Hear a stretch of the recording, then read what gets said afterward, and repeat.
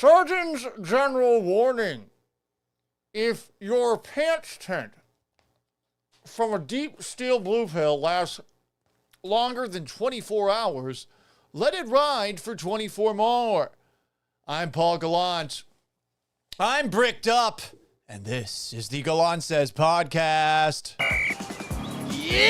A radio show host in Seattle called Paul Gallant. Paul Gallant's wondering the same things a lot of people are. You are definitely living in the hindsight world today, Paul. Do you feel there's been a consistent theme with the interceptions? I think every interception really has a different story. I was just kind of curious what Paul gets to say. Grow up, mother. Are you kidding me? Paul Gallant, what the hell is wrong with you?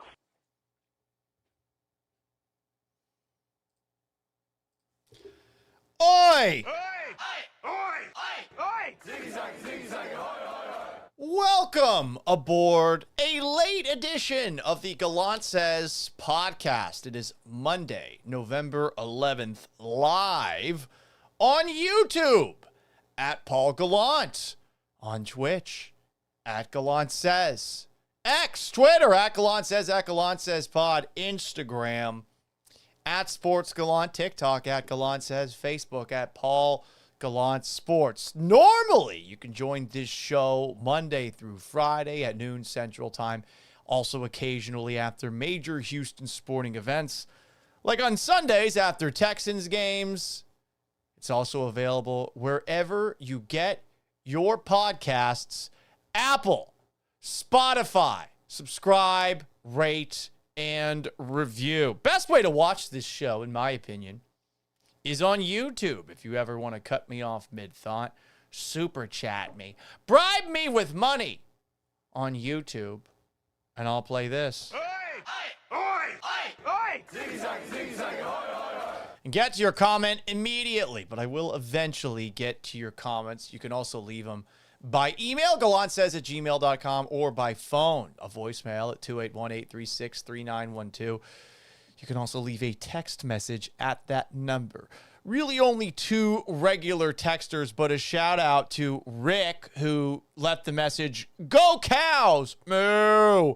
and to Lawrence outside Stafford. So, if you heard the very beginning of the show, you heard me do a little joke. I think that if you are high on the supply of the Houston Texans, that you've been deep steel blue pilled. It's not a red pill where you're seeing the real world, a battle red pill, if you will. It's a deep steel blue pill, because the blue pills are the ones that make you go swing. Those are the ones that give you pants tense, get you bricked up. And I know that sometimes if you see a commercial for boner pills, there'll be some doctor who tells you, warning, erections of 4 hours or longer could require medical assistance. And then you're supposed to go to the emergency room, or maybe you pull a Steve Carell and 40-year-old virgin and you call someone and tell them that you've been packing heat in your pants for, I don't know, hours and hours and hours and hours.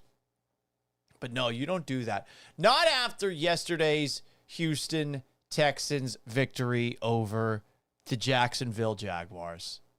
Down 19 points in the fourth quarter.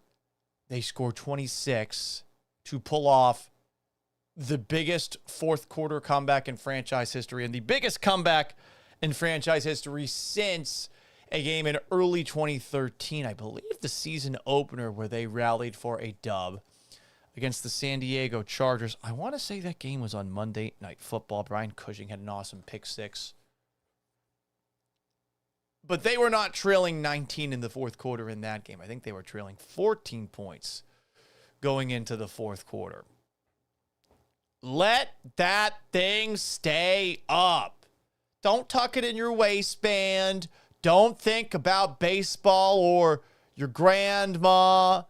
Let it stay. Stand firm. At attention. like you're giving a Pledge of Allegiance or watching the national anthem. Let that puppy cook.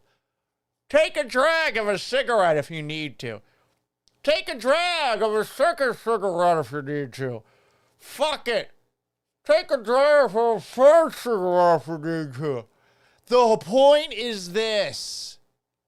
Enjoy this win for as long as you can. For all we know, there's going to be some shrinkage Sunday against this Titans team. That's hopeless. It's the NFL. Shit happens.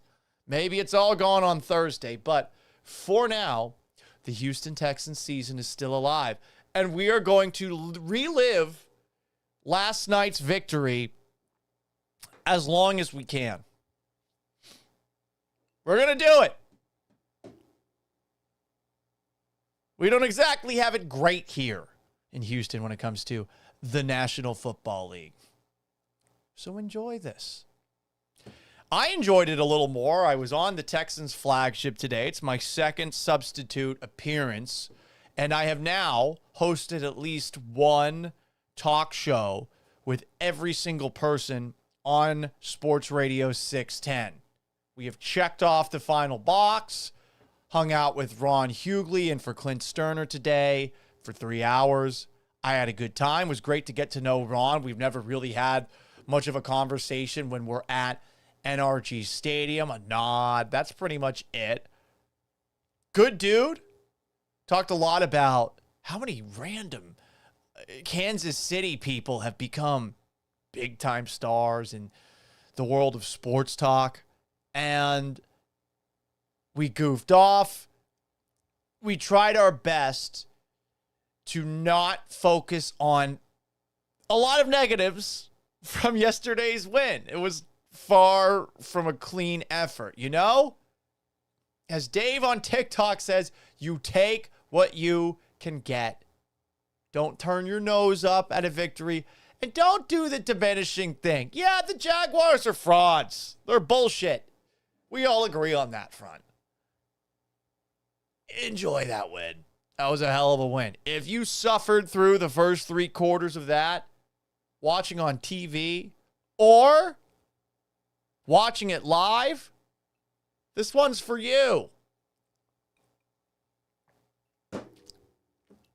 Liquor sponsors, possibly you. Any liquor sponsor out there? That drink could have been yours. Hell, I'll even pretend it was. There's very few things I won't do for $1. OnlyFans, Paul. Well, we're certainly thinking about it. This never happens for the Texans. A dramatic comeback victory. Who gives a shit if it's against the Jaguars? They're a division rival. They beat you earlier this year. Lots of Jaguars fans talking shit. Like that UCF Jaguars fan dork, who, by the way, our beloved Cougs kicked his Jaguars ass. Kicked his whatever the fuck Knights they are ass. And the Texans beat the Jaguars with a dramatic comeback that I have a hard time seeing Jacksonville putting in the rearview mirror so that they can keep this season going. It's going to be real tough for a first-time head coach to turn the page after that one. I've seen a request for me to replay the song that I came up with after being challenged by Ron on the show. He gave me an hour to write a song.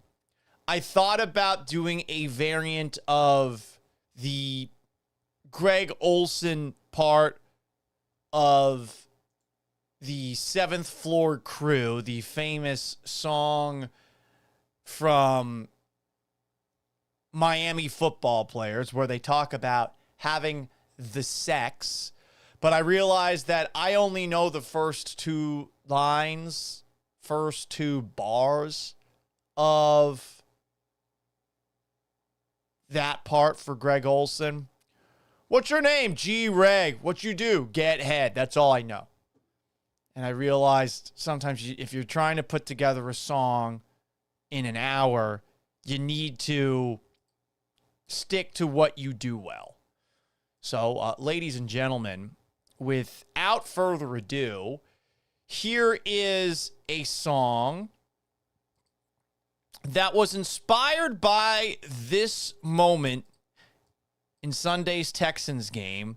Here is Mark Vandermeer hard launching a nickname for Davis Mills, Texans QB2, perhaps QB1. 37 seconds to go. 29-24. Texans trailing, 3rd and goal at the 14. Mills, shotgun, marks to his left, 2 receivers, wide side right. Here's the snap.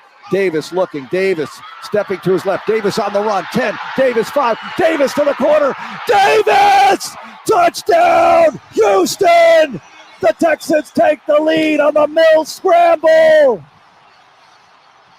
Amazing! D. Mills gets it done. D. Mills! Then he scoots back. I know all of the people that are pictured here. In the middle, one of my first bosses, Robert Hensley, who used to be the sports director at Sports Radio 610. Good dude. I hope Robert's doing well. I've missed seeing all the people that I see every single Sunday at Texans games. I think I will be back at some point this year. I still have to dot the I's, cross the T's as far as getting a credential again. Aaron Rabel behind, who is the one who posted this video. Of course, Mark Vandermeer, my radio uncle. And then off to the right, there's Heisman Trophy winner Andre Ware.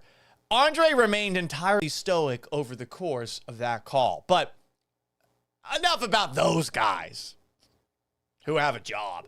How about me, little old me, who's forced to resort to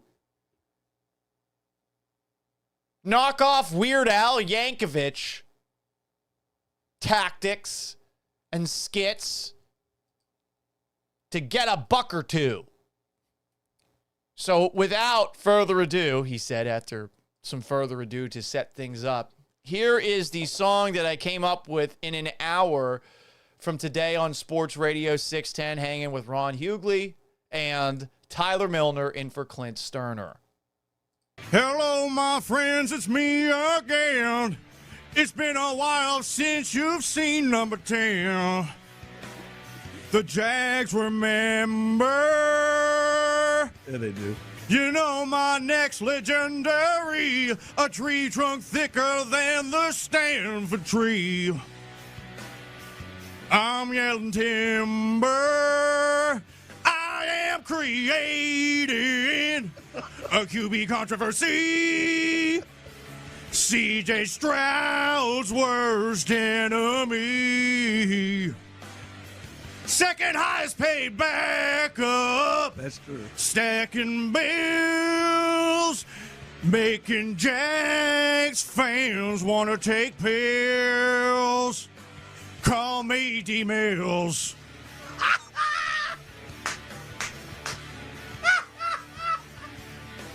I am 3-1 against the Jags. Second verse, Tyler.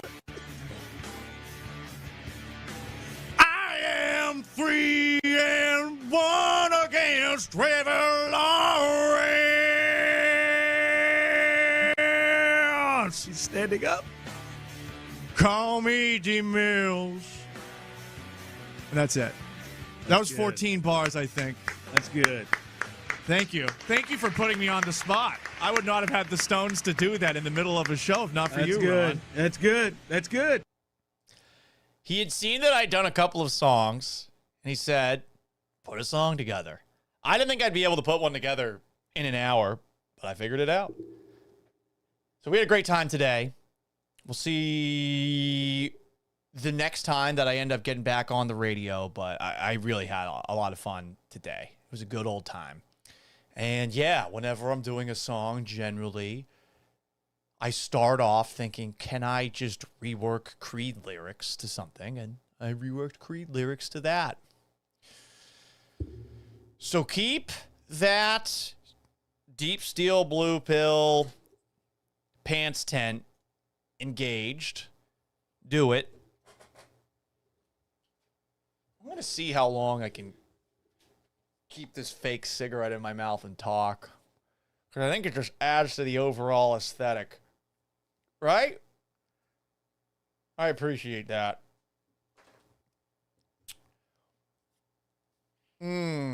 Fake cigarette drags. So good.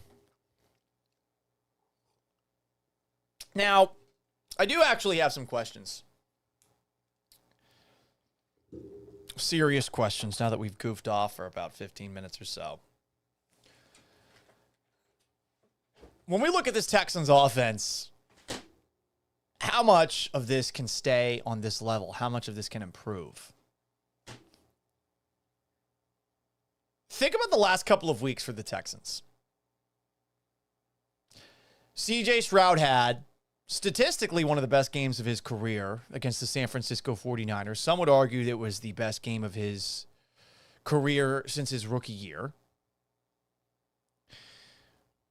Early on against a great Denver Broncos defense, the Texans did move the football, punching it in the end zone, tough, scoring, tough, much like the 40-year-old virgin who's got the boner for a day long or so.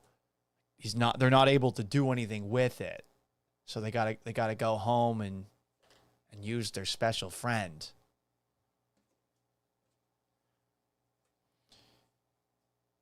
But they did move the ball. Then Davis Mills comes in. No prep for that game. Disaster. He looked fucking terrible.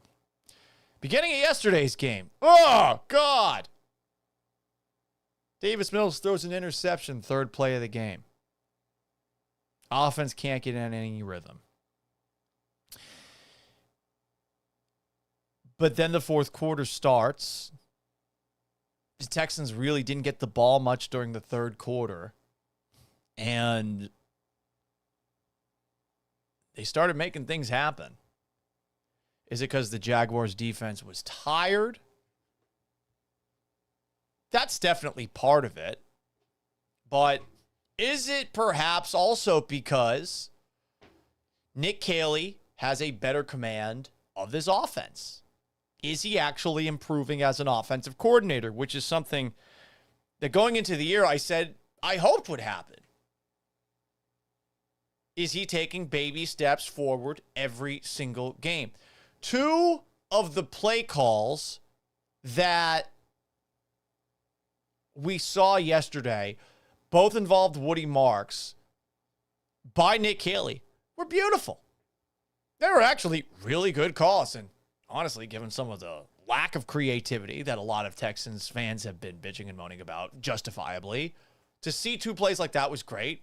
Also, to put an offense together that I don't care what the Jaguars are, an offense that is able to keep Davis Mills pretty damn protected and run the ball not so bad against a Jaguars front that's got some names at the very least. Josh Hines-Allen, Travon Walker. You can credit the offensive line. You can credit the quarterback. You can credit the receivers. You got to credit Davis Mills, of course. But don't you have to credit the offensive coordinator too? I think this was a step forward for Nick Caley. I also think this was a step forward for the offensive line. Now, I don't know what the fuck they were doing going into the game with, what's-his-face, number 62, playing for 7 plays at right guard, only to bench him and ultimately end up with an offensive line left to right that was rookie Ariante Ursary, who had a great game blocking Josh Hines-Allen, Jarrett Patterson, who normally plays center, Jake Andrews, whose hand was bleeding at the end of the game, Juice Scruggs at right guard, second-round pick from a couple of years ago that, for whatever reason, barely gets to play, and Trent Brown, who we haven't seen at all this year, former New England Patriot. Texans love their ex-Patriots. Jake Andrews, the guy who was at right guard to begin the year. I guess he's been with the Patriots before, and, of course, Trent Brown. But whatever the case, that offensive line worked. Will it work again? I don't know. Fuck it. I don't know. But I do know that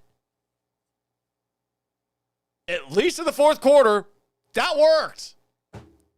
And it was protecting for Davis Mills, who is more athletic than you give him credit. Paul, are you saying that because he's a white man? Yes, I am. I am saying that. I think everyone would look at Davis Mills and you see his massive fucking neck and you think to yourself, oh, yeah, he's slow. Giraffes are actually fast, but he's not a giraffe. He's a human man. And you see, human men cannot run as fast as a giraffe. They don't have the legs, you know, blah, blah, blah, blah, blah, blah, blah. They're not as big. You get what I'm saying here. That offensive line, though, worked. And Davis Mills stayed upright. And Davis Mills, as the game went on, got more and more comfortable.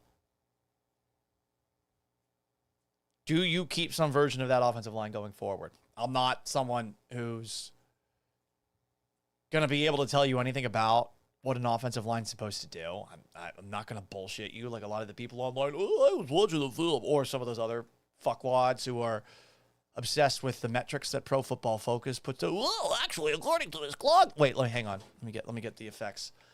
Well, excuse me, sir. If you take a look at Ed Ingram's Pro Football Focus grade, you'll see that he's actually the best guard in the National Football League. Like, I'm just saying this.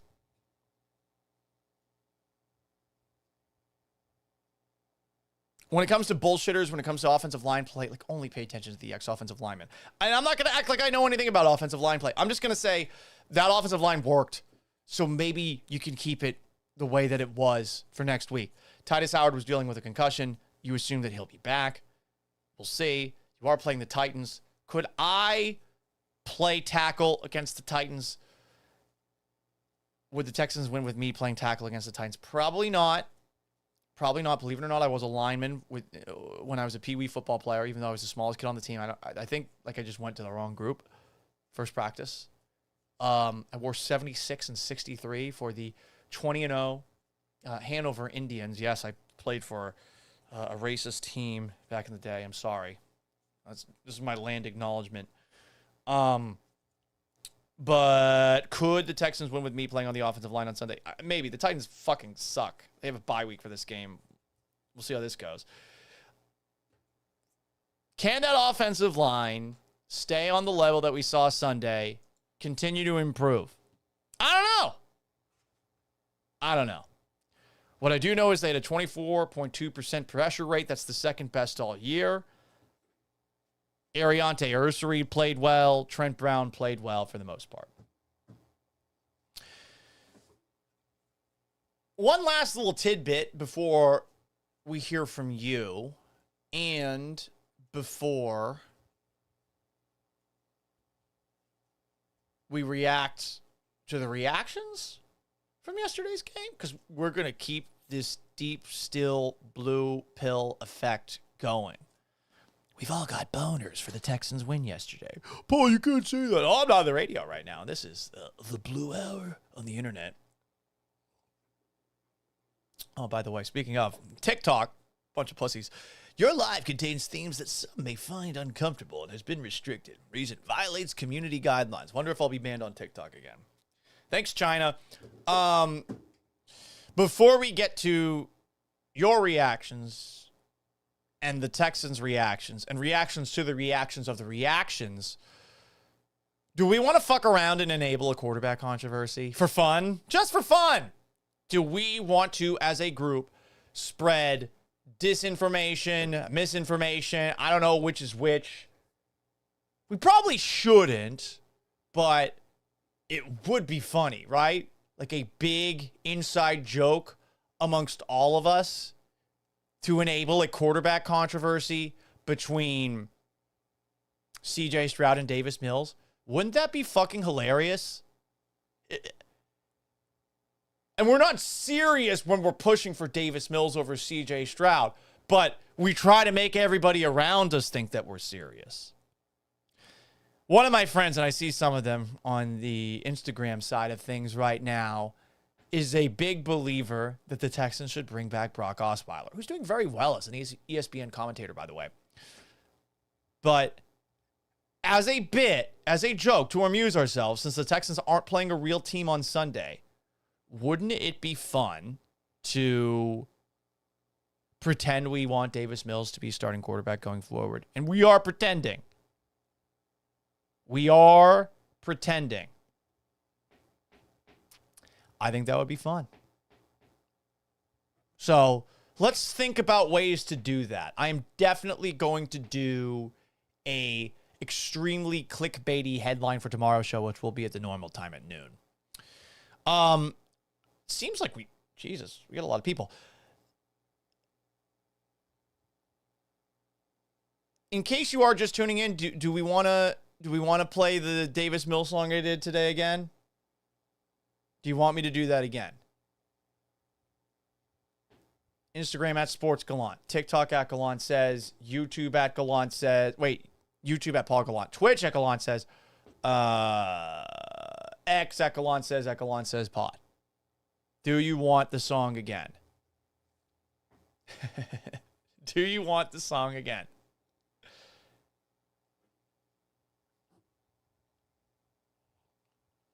All right.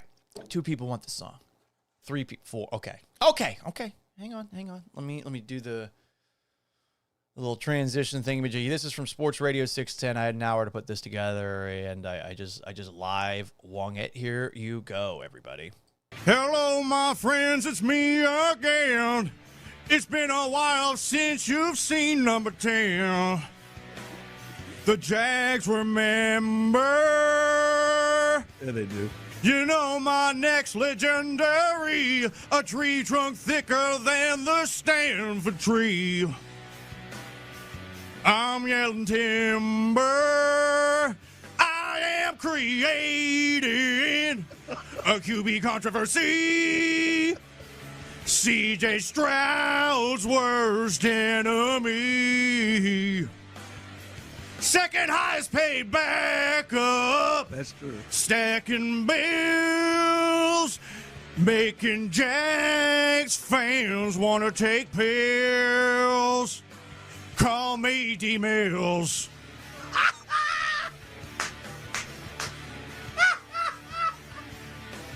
I am 3-1 against the Jags. Second verse, Tyler. I am 3-1 against Trevor Lawrence. He's standing up. Call me D. Mills. And that's it. That was 14 bars, I think. That's good.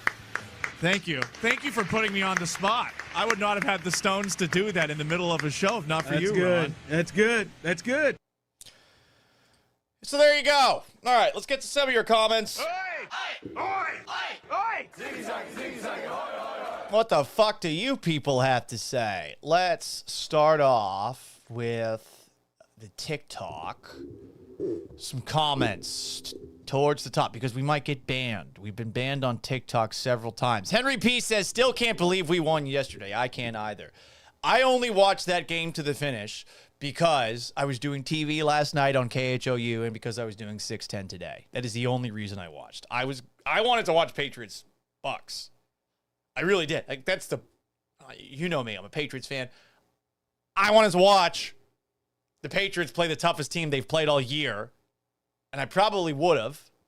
But I'm very glad that I watched yesterday's Texans game. Very glad I did. Can't believe they won it still. Justin Gonzalez says, miss your takes on 610, bro. I'm on from time to time. But yeah.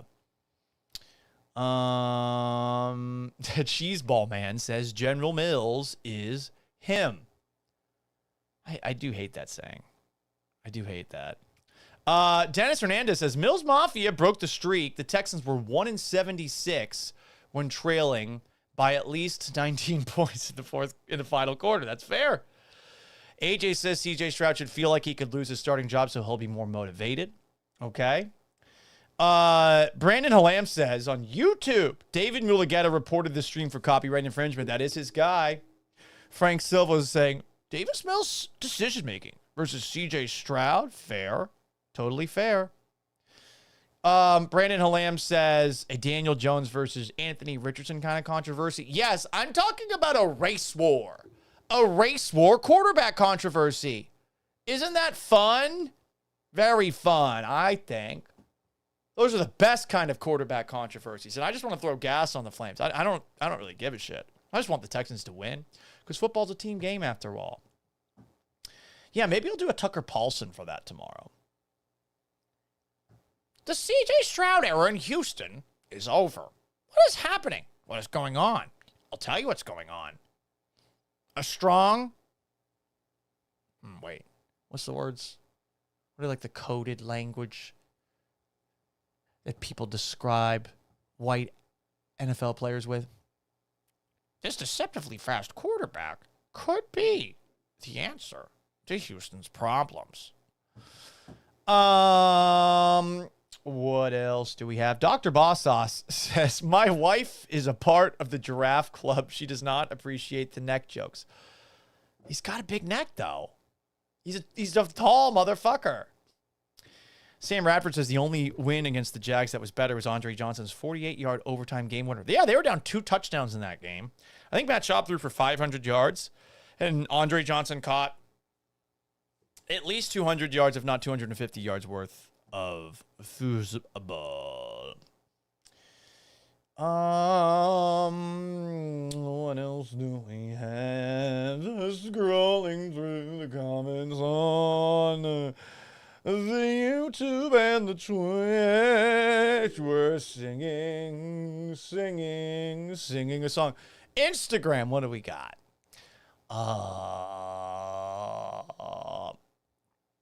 Alex says, why Brock and not Colin Kaepernick? Speak on that. You know, back in 2017, I have it on very good authority that the Houston Texans wanted to sign Colin Kaepernick because they felt since their offensive line wasn't good enough that they needed a mobile quarterback. They wanted to. 2017, fascinating.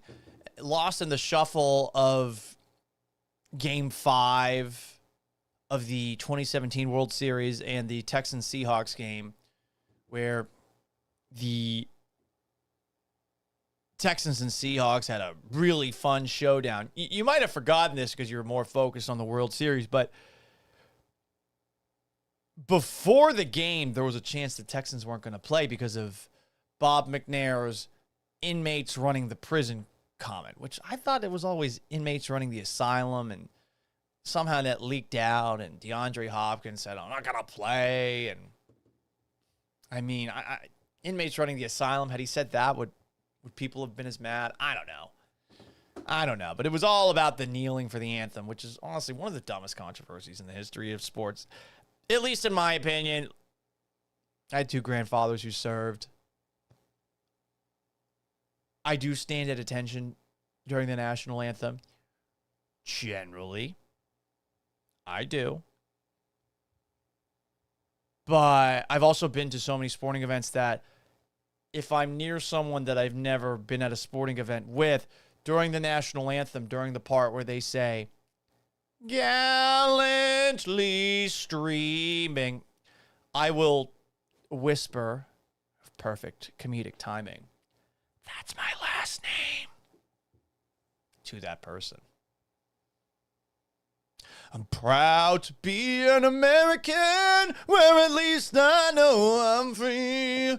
And I won't forget the man who died for Davis Mills to play. And I'll proudly stand up next to you. And even though you say I'm gay, 'cause there ain't no doubt I love Davis Mills. God bless the white quarterbacks of the USA. Seeing less and less of them these days, said Rush Limbaugh, who is dead. Dead and gone forever. He's a real lunch pail guy. Yes, that's coded language for talking about the whites. The whites. Excuse me, everybody. Just for a moment.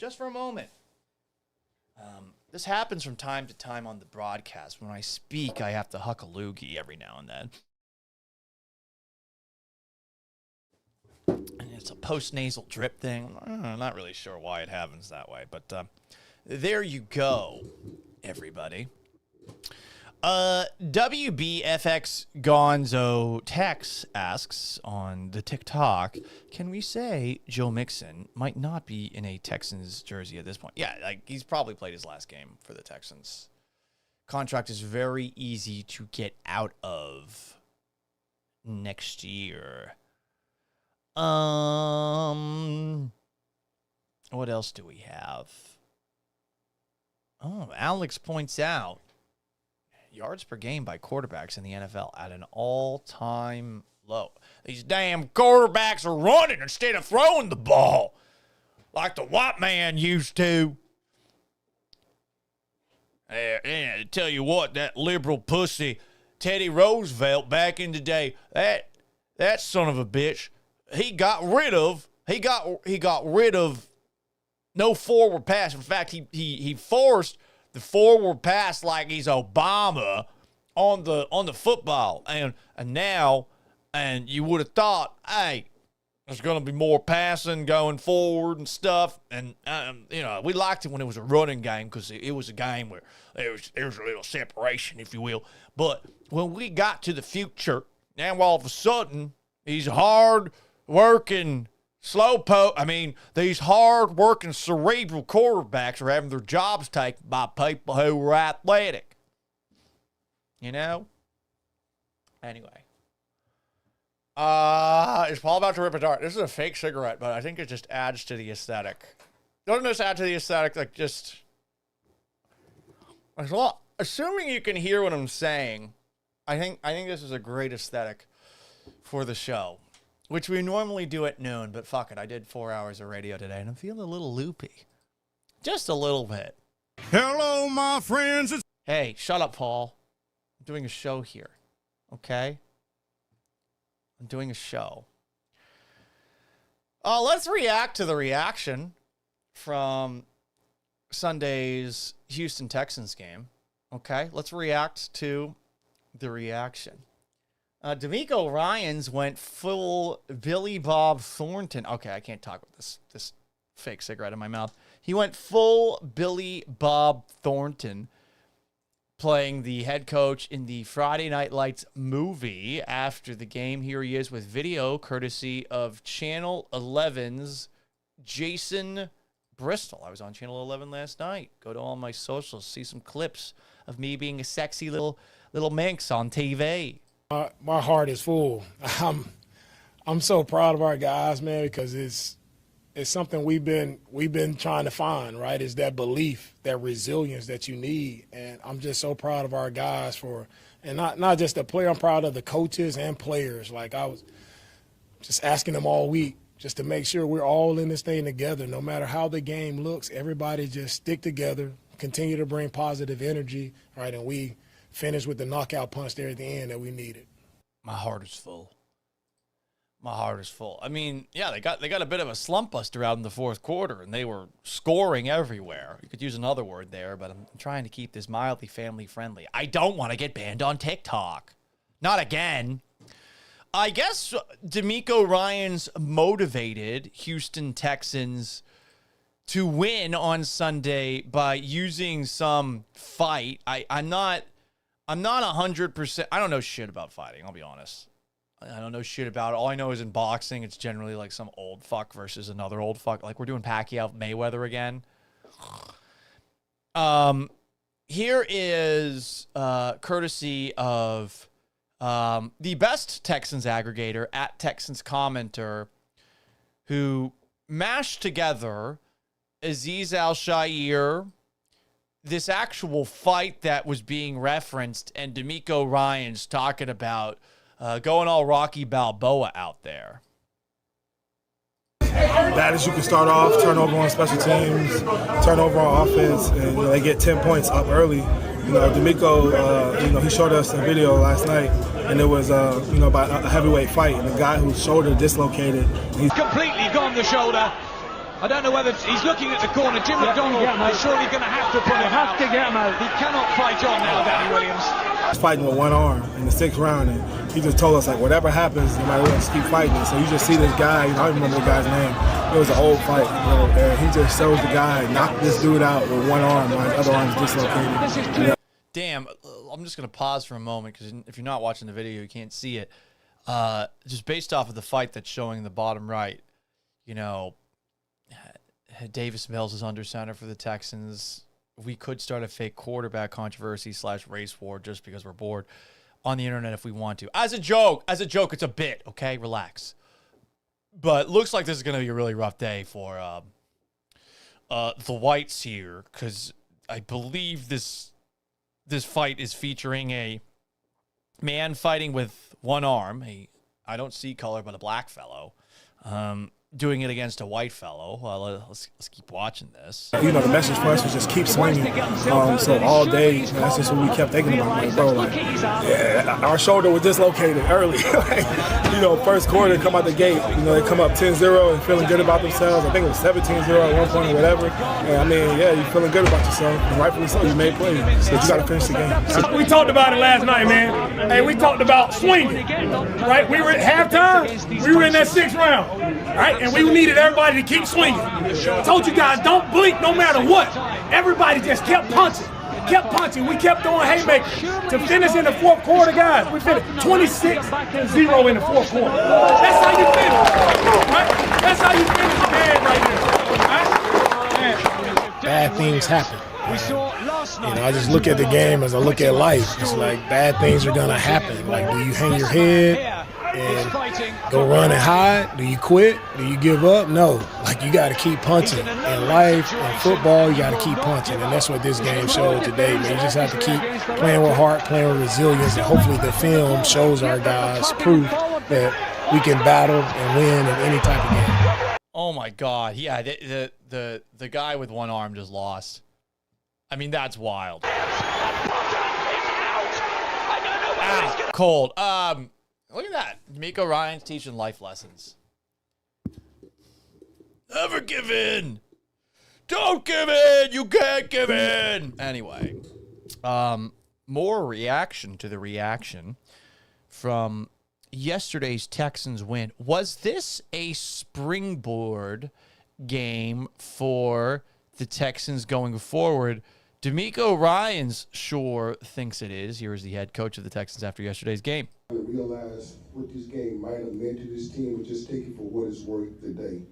Yeah, I take it. I take this moment right now, and I'm a relish in this moment and love this moment for how our team battled, right? And yes, I hope it's a springboard for us, you know, moving throughout the season. That we continue to see that you guys, it doesn't matter, right, what the scoreboard looks like. It's about how you execute, how you finish, how you play together, and how you have that belief in one another and in yourself, right, to go out and finish games like that. Yeah. Springboard going forward. Do you buy it? Answer that the old-fashioned way by calling or texting 281-836-3912. 281-836-3912. That's how you leave a voicemail. That's how you send a text. YouTube at Paul Gallant. Twitch at Gallant Says. Facebook at Paul Gallant Sports. X at Gallant Says Pod. Instagram at Sports Gallant. TikTok at Gallant Says. More comments after the game. We will react to the reaction from the game. Here is D'Amico Ryan saying that he's proud, very proud of his long-necked son pulling one out of his neck yesterday. Davis Mills. All of that without saying how Davis played. Davis did an outstanding job of leading the offense all week, and he did it again today to come out and have a pick on the first drive. Right, it's easy to go in the tank, but he bounced back. He kept battling, kept making plays. And, you know, he goes for 3 touchdowns and the one rushing one that we needed the most at the end. So I'm proud of Davis for the way he stepped up, led all week. He did shake off that interception, third play of the game. God, they started off that game so horribly. Mills could have had, if they were playing on a CFL field, 4 interceptions. Threw a lot of interceptions that saw Jaguars defenders make catches, but they were out of bounds. But Mills is definitely a backup quarterback. as much as it would be fun to create a quarterback controversy. Let's all admit that, but also just have some fun and force a Davis Mills, CJ Stroud conversation to piss off a bunch of people and just watch the comments section. Burn. Burn, baby, burn. Burn, baby, burn. Here is Davis Mills after the game with... I forget this guy's name. Ball. Running backs did a great job. I was spreading it around to the receivers, making plays, and our defense kept finding ways to get off the field and get us the ball back so we could go out there and score. I imagine it wasn't what the call was. Can you take us through what you saw in the game-winning scramble that led to the touchdown? Yeah, I mean, we only had so many calls up this week down in the red zone, and we were kind of running through them as the game went on. So that was one of the repeat calls. They played a good defense, just ended up getting zoned to it, and I mean, their edge rush did a good job of pressing the pocket all day, but they pressed it and left open a scramble lane. Woody Marks released out that same direction, ended up picking up a big-time block, and I found a way to get in the end zone. Look at that. They say the white man can't run for a touchdown and win a game. Well, what the fuck was that? What the fuck was that right there? Now, perhaps a strike against Nick Haley, the offensive coordinator, if you're hearing from Davis Mills. Yeah, we were out of play calls for the red zone at that moment of the game. But at the same time, they did have a lot of red zone possessions in the fourth quarter. You know? More reaction to the reaction from yesterday's victory. Davis Mills, his belief in the Texans' ability to win never wavered. I don't know that I 100% buy that, but here is Davis Mills saying that with video courtesy of Channel 11's Jason Bristol. I mean, I think the whole team had faith we were going to win that game the entire time. Like I said before, I mean, I think our team is very confident in our own abilities. We have a lot of players who can make plays, and we just needed to get things clicking. And as we went out there, I think we really only had, one possession in the third quarter, and went down and were able to drive the ball pretty well in the fourth quarter. And like I said before, defense kept finding ways to get off the field. Daniil was joking around with me in the locker room. He was like, our defense is good, man. And he was like, keep finding ways to go down and score points on offense, and we're going to keep getting you guys the ball back. So having that in the back of my head and being able to trust the guys around me, especially on the other side of the ball, to go out there and make plays. I mean, it was just a hard-fought win. It was fun. Daniil's right. That defense is great. Good to hear that the backup quarterback has unwavering belief given how difficult things have been for the offense this year. And he is right that possession that they had in the third quarter, they go for it on 4th and 5. They get stopped. Jaguars march down the field with a 10-plus play drive. They score. And then from that point on, the Jaguars offense couldn't do a damn thing, and the Jaguars defense couldn't stop a nosebleed. This is an all-time choke by the Jaguars. Really is. More reaction to the reaction after yesterday's game. Did you know that Davis Mills targeted Nico Collins on passes in yesterday's game a whopping 15 times? He had 7 catches for 136 yards on the game. Here is Davis Mills talking about feeding Nico. I mean, it's a lot of fun. Nico's a playmaker.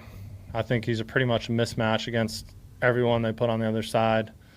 I think a lot of defensives starting to get him into a lot of cloud coverage, double coverage over top of him, and they find ways to take him out of the game. But anytime they don't, we're looking to find a way to get him the ball.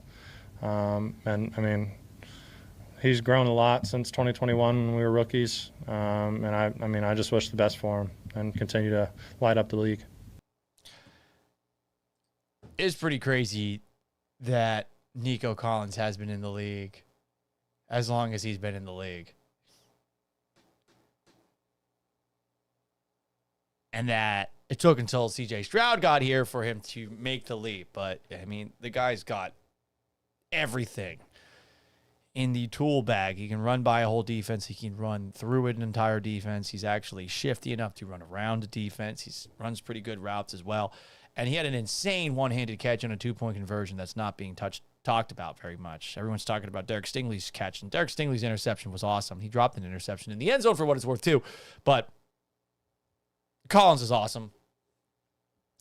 And they have not forced the ball to Collins as much as they should. I remember Bill O'Brien said this back in the day about DeAndre Hopkins, about how, hey, listen, we're going to try to get our best player the ball. I think there was a game where they forced it to Hopkins like 20 times or so. What's wrong with that?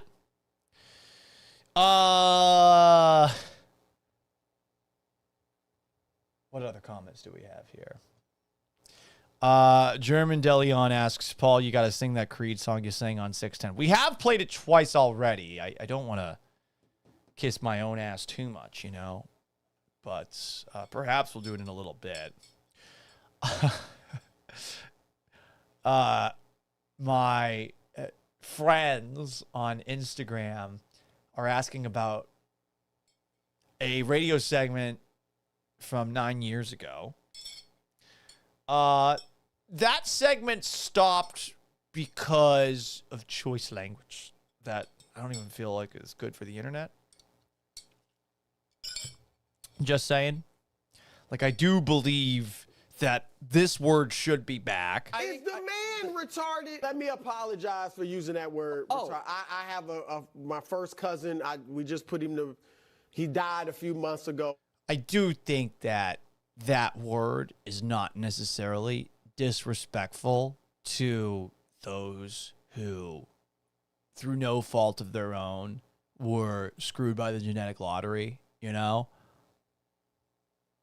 You're talking about somebody who is proactively stupid, doesn't try to get better. In the same way, I think a different F word isn't used to describe a certain community, but that's neither here nor there. He used a word that we can't say on the radio. That's why. Alex Mahar is asking some Star Wars questions. I hear Mace Windu used a form of lightsaber combat that channeled Dark Force energy as a Jedi. Is this true, Paul? I don't know. His lightsaber was purple, though, Brad, because I think he pushed for it with George Lucas, and George Lucas didn't really... I don't think he really gave a shit towards the end of those movies. The script in Episode 2, rough. I hate sand. It's coarse and it gets everywhere. It's not like here. Things are soft. That's a line Anakin Skywalker used to Shaboinka, a senator. Oh, Annie, I can't. Oh, Annie, I can't. Oh, I can't. What else do we have here?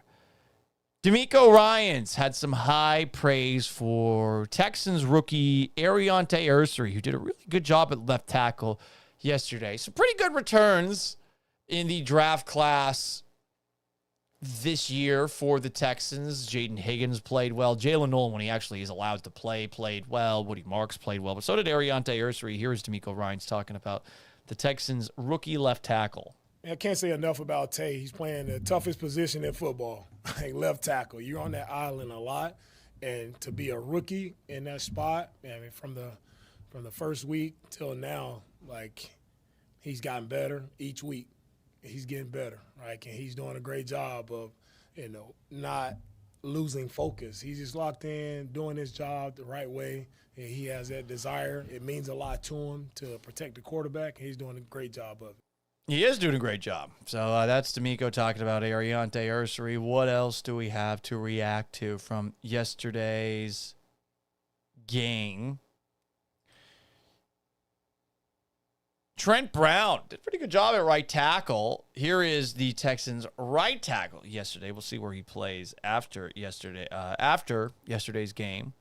Going forward, here he is. He's got a very large head. Here's Trent Brown. I lost my way right there on that last set, the one he scored, but I was crazy because I told him, I was like, man, I hope he doesn't just move, Davis. Don't sit back there. Sacrifice, go win, sacrifice your body. So he did that. It's like telekinesis, I guess. Things didn't go so well for Brown on the right side of the offensive line on Mills' scramble for a touchdown. Mills scramble for a touchdown to his left. There weren't some... This was not a, hey, watch the tape to study Trent Brown's footwork kind of game. It was rough at times, but hey, considering Titus Howard was out, they had to use Trent Brown for the first time all season. Encouraging to see what he did today.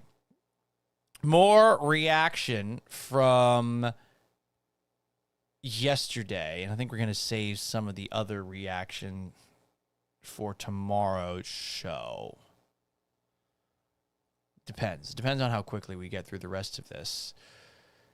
A lot of confidence the Texans offense has in itself. Here's Jake Andrews after yesterday's game talking to Cody Stutes.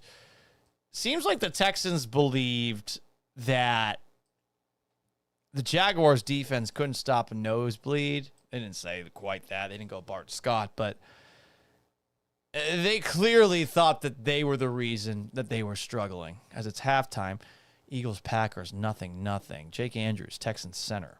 The fourth quarter was excellent. What was the conversation between third and fourth quarter, and what you guys were kind of saying as you were getting this thing in a comeback? You watch the first half. Credit to them. They're a great defense, great team as a whole. But in the first half, we were just hurting ourselves. They weren't really doing anything to really stop us. We were just stopping ourselves. And we came in at halftime and basically said we got to execute. We can't keep stepping on our own toes. And that's what we did for the most part in the second half, and it paid off. They got a lot of confidence. They thought they could come back from the way that game started, and they thought that they were the reason that their offense wasn't working, not the Jaguars' defense, which actually does have some talent. More from after the game yesterday. Here's D'Amico Ryan's speech after the Texans won. This is a pretty good speech, in my opinion. Here's Houston Texans head coach D'Amico Ryans. Where do I start? Hey, last night we talked about it last night, man. Hey, we talked about swinging, right? We were at halftime. We were in that 6th round, right? And we needed everybody to keep swinging. I told you guys, don't blink no matter what. Everybody just kept punching. We kept throwing haymakers. To finish in the fourth quarter, guys, we finished 26-0 in the fourth quarter. That's how you finish, right? That's how you finish the game right there, right? And I just appreciate you guys, man, so much. Talked about having that relentless desire and that will to win. That's what it looks like right there. That's us finishing in the fourth quarter, all right? Love you. Yeah, finishing. You guys, man, appreciate the effort. I've never been a part of a game like that, man. That was so much fun. I love it. But let's not make it that close next time. All right? I agree with that. Like, I would like less close games, personally. Finish him. Mortal Kombat. Great video game. Fun fact about Mortal Kombat. Back in the day, I've told this story a few times, but the first moment that I knew that I liked women was from, while at a young age, playing Mortal Kombat and seeing Katana, who was a character, also a Japanese sword. Anyway, what else do we have here? Reacting to the reaction from Sunday's dramatic Texans win. Here is D'Amico Ryans giving the game ball out to the one and only Davis fucking Mills. Davis? Yeah, to step in.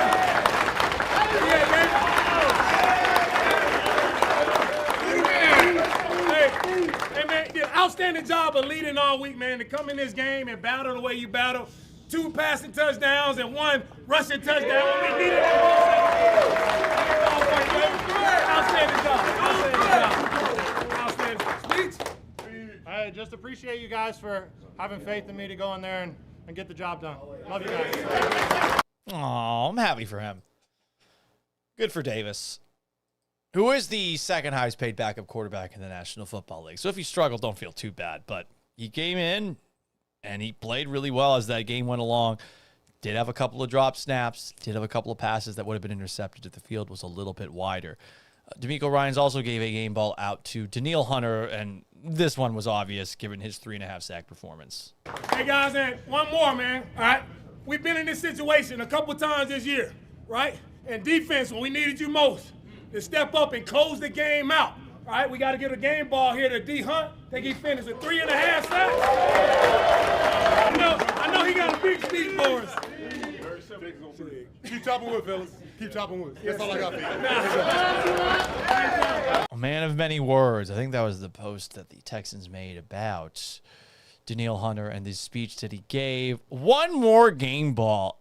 Pay attention to this if you're watching the video version of this. It's also available on Apple Podcasts and Spotify after the fact. This is not going to be a great audio-friendly episode, but here is the Texans' reaction to... check that. Here is a third game ball that was given out after the game. Hold up. I got one more game ball to give out, okay? So I'm going to do it because he's the best leader and the best coach we have in the league. So those of you who don't know, we had a moment of silence for Earl Cochran before the game, okay?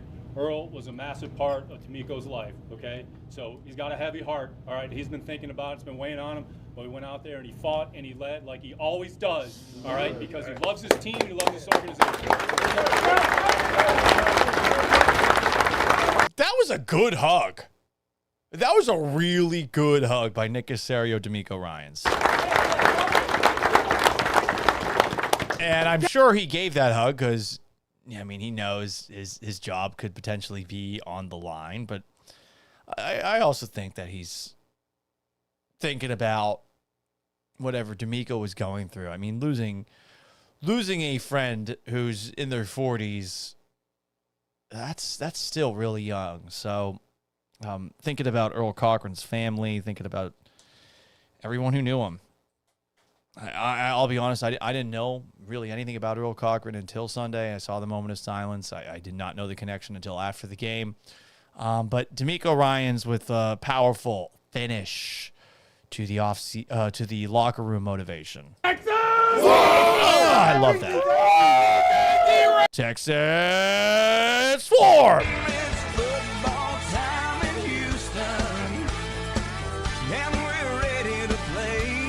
Shout out to Clay Walker for that song. Couple more things to dive into before we hit the road. We'll react to a couple of other interesting tidbits from D'Amico Ryans at today's press conference on tomorrow's show. There was a lot of bitching about this J.J. Watt moment on Sunday. J.J. Watt, for those who don't know, was the color commentator for Texans Jaguars. And at some point on the broadcast, and we might get copyright struck for this, but whatever, this is something that really pissed off Jaguars fans. Yeah, a whole lot of number 99s in attendance here at NRG Stadium. Iron Eagle J.J. Watt. What's this been like for you? Just this perspective, you've played so many games here. Yeah, broadcast booth. It's been very strange to see this stadium from this perspective, to see the Jaguars having so much success against us and give them a ton of credit for what they've been able to do, what Liam Cohen's been able to do.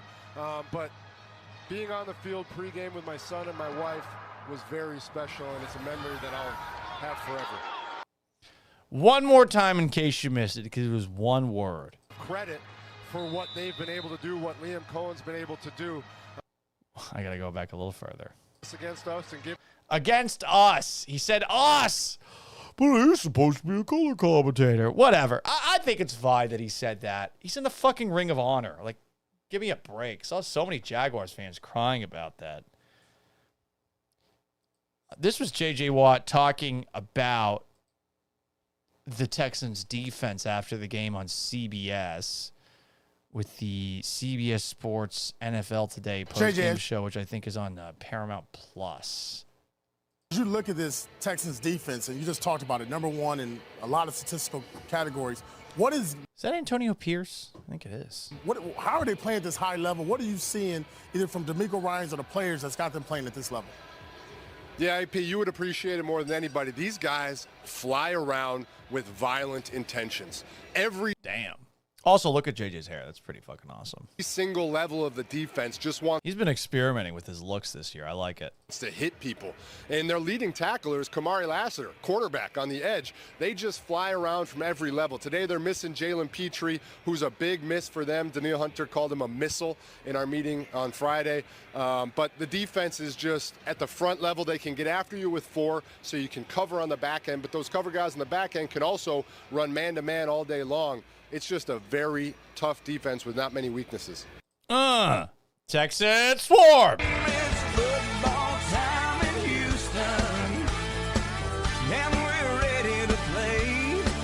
More from after the game. The Texans are 2-0 when J.J. Watt calls a Texans game. Did anyone see this Facebook ass post by Derek Stingley on social media? I guess he posted this to his Instagram story. Texans commenter, shout out to him for posting this. This is something Derek Stingley posted. Don't give him too much shit because he did have a one-handed interception. Could have had 2 interceptions in the game, but this is something else. Who stays silent after being disrespected is the one you should truly fear. Silence doesn't mean weakness. It shows control, patience, and power. While others react in anger or frustration, he chooses to hold back, observing and thinking. He knows that words spoken in anger can be reckless, but silence allows him to plan his next move wisely. People who stay quiet aren't ignoring what happened. They don't need to prove anything with words, because their actions will speak louder when the time is right. They understand that respect isn't demanded, it's earned. And those who underestimate them often regret it. True strength is found in self-control. When someone doesn't react to disrespect, it means they're choosing their battles carefully. I have no idea what the fuck this is, but someone used AI to recreate Heath Ledger's voice as the Joker, and this video just shows a bunch of clips of Heath Ledger as the Joker in The Dark Knight, and then like random clips of Joaquin Phoenix as the Joker in The Joker. I don't think The Joker 2. And then random shots of wolves and cheetahs. So I don't know why he posted that. Very Facebook. You know, there's a lot of Facebook posts out there. It'll be like Tony Soprano or Tommy Shelby from Peaky Blinders or some like weird-ass cryptic quote. And some like fucking 50-year-old just posting it like, don't underestimate me. Blah, blah, blah. And it will be like a fake quote that's attributed to one of these fake characters because none of these people are real. But, hey, look, he got an interception. He's one of the best corners in the league. He's happily engaged. Let's laugh at some Jacksonville Jaguars after the game. Anyone see Liam Cohen? It seems Liam Cohen didn't really like the last play of the game. Head coach of the Jaguars, Duval, threw his headset on the ground. Fun to watch. Liam Cohen, after the game, the Jaguars head coach, not so happy. After all, they did blow a 19-point lead in the fourth quarter, allowing 26 points to a team that has a tough time scoring touchdowns at all. We got to unmute this. Paul, you were doing so well with all these clips you're playing on today's show. On the back end, when you blitz, and then when we 4-man rush, we're not getting home. That's the reality. And that's a hard place as any coach to be in, and players as well at times. So, but I didn't necessarily think there was like we were putting these guys in really bad positions. You know, you're kind of trying to hold on to a lead and make them earn it, and we let up too many explosive plays. He was mad that they couldn't get a pass rush with 4 men. Yeah, I would too. The Texans started some random fucking dude named Sal at right guard, and they juggle the offensive line some more during the game, and the Texans won. Somehow they stumbled into a offensive line that worked. I'm very curious to see if they'll use it again. More Liam Cohen, not happy. Duval after the Texans had that comeback win against the Jags. Definitely some probably disbelief, you know. I mean, you're like, you got a 19-point lead and you can't hold on to it. And that's disappointing. You know, that's really disappointing against an in-division opponent on the road where you're controlling the game for the majority of it, with all three phases having an impact. But, you know, I don't think we forced the punt in the second half, which was obviously hard when they're trying to play catch-up. They're throwing it, and then when they were able to go and run it on that long last drive, they were able to run it. And, you know, that was something that obviously hurt us. Yeah, that's bad. You don't want to do that. I agree. I agree, Liam. Don't name your kid Liam. Name him William. What is Liam? Sorry for all the Liams out there. I'm just saying. Liam Cohen does like the Texans defense, by the way. So that's the number one defense in the National Football League, and that's the reality. And points were definitely hard to come by, especially in the second half. And we got a lot of help from teams and a couple turnovers early, but we weren't able to go capitalize. 4 of 11 on third down versus 10 of 15. They were 10 of 15 on third down. It's insane. With Davis Mills under center of all people. But the Texans defense is very good. Liam Cohen was asked how the Jaguars move on from this game. Here is what he had to say after. Yeah, we kind of went at it both ways in the team meeting today in terms of, guys, like, nobody cares at the end of the day, guys. We're kicking off on Sunday against the Chargers, not playing the Texans again. And we can't relive the moment. We can't change anything about the outcome of yesterday. It sucks. It's brutal. But this is the league. This is the NFL. The real adversity, the real response to gut-wrenching, tough losses like this, everything is in front of us. Like, we have every opportunity to go,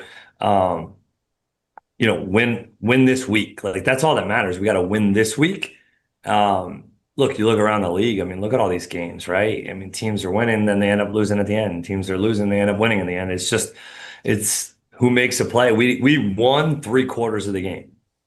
Like, nice. Let's be honest, right? We won 3/4. We didn't win the fourth, and they did, and they ended up winning the game. I don't know how the Jaguars are going to pull out of this. Just given the last couple of years of them, a lot of the same players. This is Liam Cohen's first year. And this is nothing against Liam Cohen. This is more about the actual team. They have not handled adversity very well. And they've had talent. But, I mean, they've also got Trevor Lawrence, and you got to wonder if they're going to move on from him pretty soon. Some comments. Let's go through them really quickly. Yes, Packers-Eagles is 0-0. It's now in the third quarter, 2 minutes in. Are you disappointed the Texans don't face the Patriots this year? No, I don't want the Texans to play the Patriots because I think people who know me well know that I would root for the Patriots in that game. Sorry, there's only a couple of teams I can't quit ever. It's the Patriots, it's the Celtics. And I'm always going to root for the places that I grew up when it comes to those two teams. Astros, I have jumped ship. I'm not the biggest baseball fan. So it's easy. The Red Sox are also low-key cheap scumbags. But it's always weird because I want my listeners to be happy on one hand, but on the other, I'm addicted to the Patriots winning, and I mean, I have had a really long dry spell. And what does Tom Brady say? What's the best championship? The next one.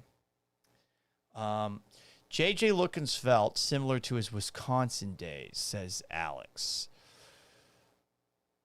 Brad suggests Ozempic. Alex says it's the only logical explanation. I think he probably is doing the TB12 method. And for those who don't know, I mean, you'll never know because it's the TB12 method. Meth.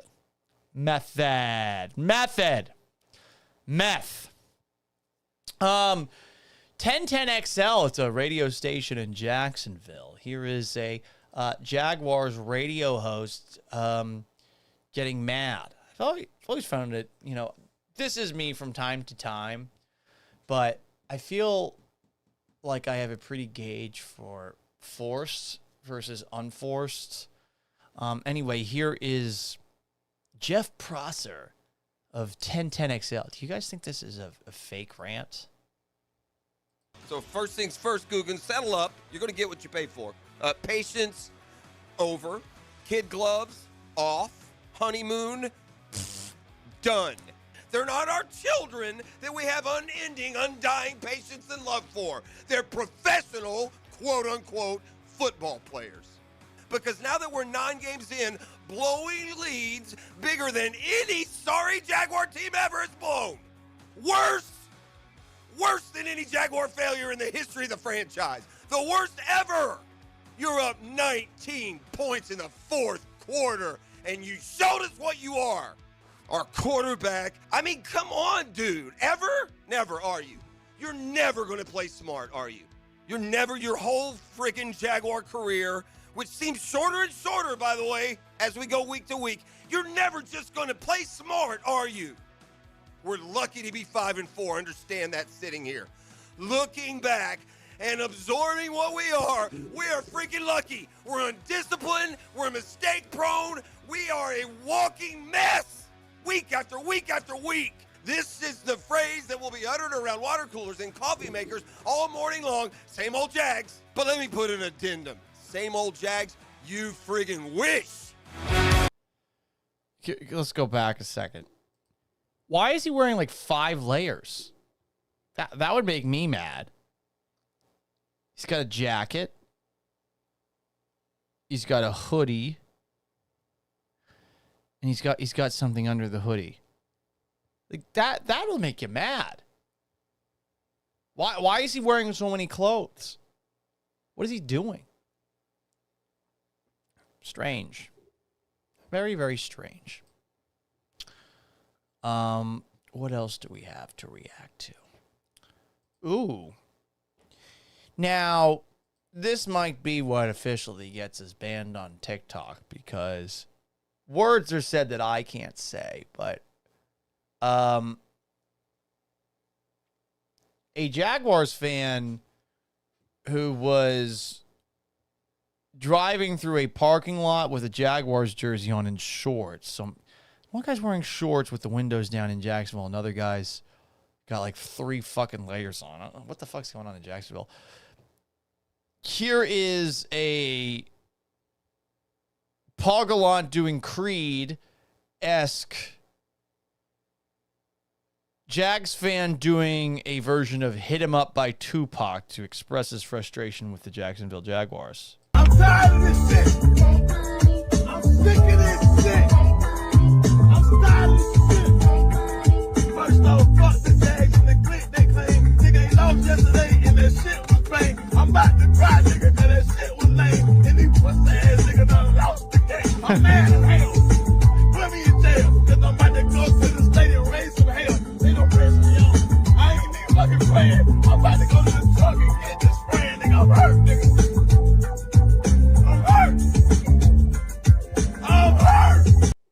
That's fantastic. Some vibes of Stan. The Eminem song. Paul, you know music? Yes, from like 30 years ago. That's pretty much it. That's pretty much it. Stephen Marcus 275 on TikTok says that was a fluke win. Don't count it as a real win. Sir, enjoy this win. And keep that pants tent going as long as you can. Keep cramming in double deep steel blue pills. One last clip to react to before I get the fuck out of here. Just one. I think there's only one way for Jaguars fans to feel better. I think they need to watch this video posted by Jeremy Chugs as the Houston Texans won yesterday's game. Mills shotgun, takes the snap. Looking. He's going to run the ball. He's running the ball. Mills dies. Touchdown! Touchdown! Touchdown! Davis Mills runs it in! Davis Mills runs it in! Touchdown! Touchdown! Touchdown! Touchdown! Davis Mills runs it in! Oh! Touchdown! Gus Johnson's got nothing on that guy. Jesus Christ. Jeremy Chugs on X. Fuck, dude. The deep breaths that he took. That hurts my throat doing that. Anyway, guys, that's going to wrap up today's show. Big thanks to everybody who joined. YouTube at Paul Gallant. Like this video and subscribe. Twitch at Gallant says, I'd love it if you followed me, but a sub would be really nice. X, Twitter at Gallant says pod. Instagram at Sports Gallant. TikTok at Gallant says. Facebook at Paul Gallant Sports. It's available after the fact wherever you get your podcasts. If you haven't already, subscribe, rate, and review. Paul, you're slurring your words. How much did that Pendleton whiskey hit you? A little bit. A little tired. Apple Podcasts and on Spotify. Subscribe, rate, review, tell a friend. If you want to advertise, gallantsays at gmail.com. If you ever have a question, gallantsays at gmail.com. You can also leave a voicemail or a text message at 281-836-3912. That's again 281-836-3912. Appreciate all of you who have made this show a part of your life. We'll be back again tomorrow at noon. So until tomorrow at noon, so long, farewell. Farewell and adieu to you fair Spanish ladies. Farewell and adieu, you ladies of Spain. And have yourself a wonderful rest of your Monday. I'm going to try to not fall asleep watching Eagles, Packers. It's 3-0. We're halfway through the third quarter. Philly leads. Peace!